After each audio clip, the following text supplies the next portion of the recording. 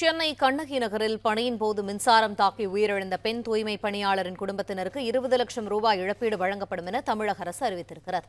இது தொடர்பான மேலும் தகவல்களை எமது செய்தியாளர் சிவபிரகாஷ் வழங்க கேட்போம். சிவபிரகாஷ், இந்த சம்பவமானது எப்படி நடந்தது? இது தொடர்பான விரிவான தகவல்கள் என்ன? வணக்கம். வழக்கம் போன்ற ஒரு காலையாக இருக்க வேண்டிய இந்த காலை இந்த கண்ணகி நகர் 11வது குறுக்கு தெருவில் வசிக்கக்கூடிய மக்களுக்கு ஒரு பெருந்துயரமாக ஏற்பட்டிருக்கின்றது. இந்த இடத்தில் தூய்மை பணியாளராக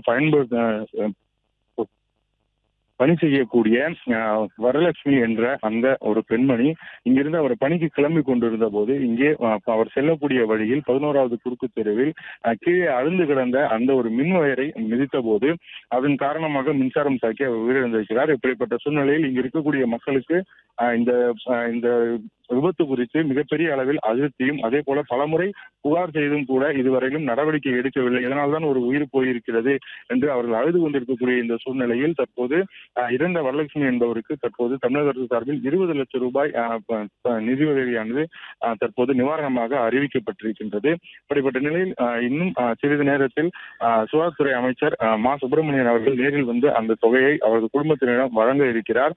ஆனால் இந்த இடத்தை பொறுத்தவரையிலும் இங்க இருக்கக்கூடிய மக்களுக்கு மிகப்பெரிய அளவில் ஒரு பிரச்சனையை இந்த மின்வயர்கள் கடந்த பல மாதங்களாக ஏற்படுத்தியிருக்கக்கூடிய ஒரு சூழ்நிலையில் பல முறை புகார் அளித்தும் கூட நடவடிக்கை எடுக்கப்படவில்லை என்ற ஆதங்கத்திலும் இங்கு மக்கள் ஒரு கொந்தளிப்பான ஒரு சூழலில் இருக்கின்றனர்.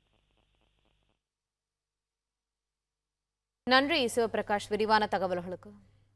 பிளே ஸ்டோர் மற்றும் ஆப் ஸ்டோரில் இருந்து பாலிமர் செயலியை QR கோடு மூலம் பதிவிறக்கம் செய்யுங்கள். செய்திகளை உடனுக்குடன் பெறுங்கள்.